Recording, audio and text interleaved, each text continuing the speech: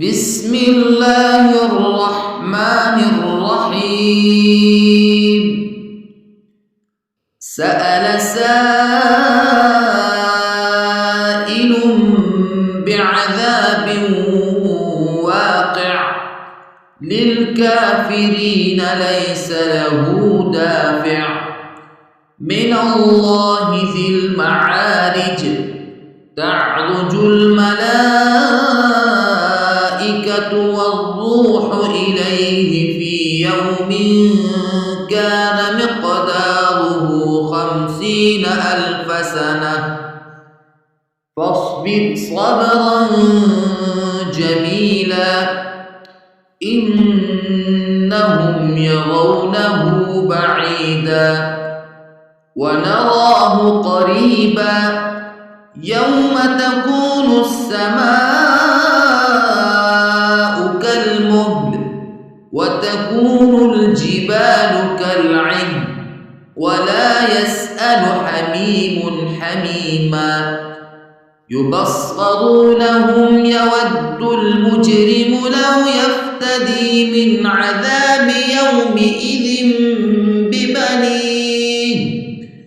وصاحبته وأخيه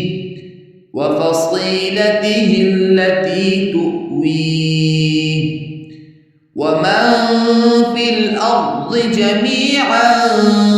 ثم ينجيه كلا إنها لظى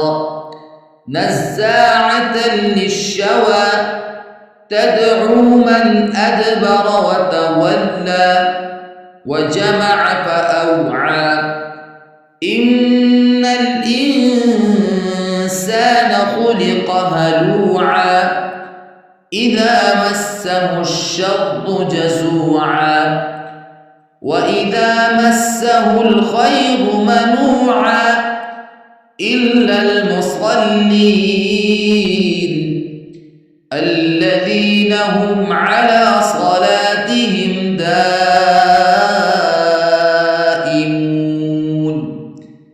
والذين في أموالهم حق معلوم للسائل والمحروم والذين يصدقون بيوم الدين والذين هم من عذاب ربهم مشفقون إن عذاب ربهم غير مأمون والذين هم لفروجهم حافظون إلا على أزواجهم أو ما ملكت أيمانهم فإنهم غير ملومين فمن ابتغى وراء ذلك فأولئك هم العادون والذين هم لأماناتهم وعهدهم راعون والذين هم بشهاداتهم قائمون والذين هم على صلاتهم يحافظون أولئك في جنات مكرمون فما للذين كفروا قبلك مهطعين عن اليمين وعن الشمال عزين أيطمع كل امرئ منهم أن يدخل جنة نعيم كلا إنا خلقناهم مما يعلمون فلا أقسم برب المشارق والمغارب إنا لقادرون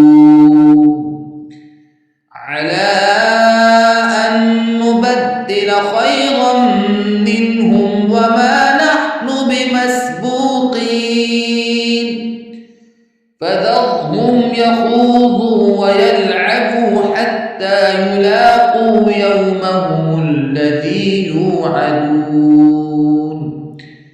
يوم يخرجون من الأجداث سراعا كأنهم إلى نصب يوفضون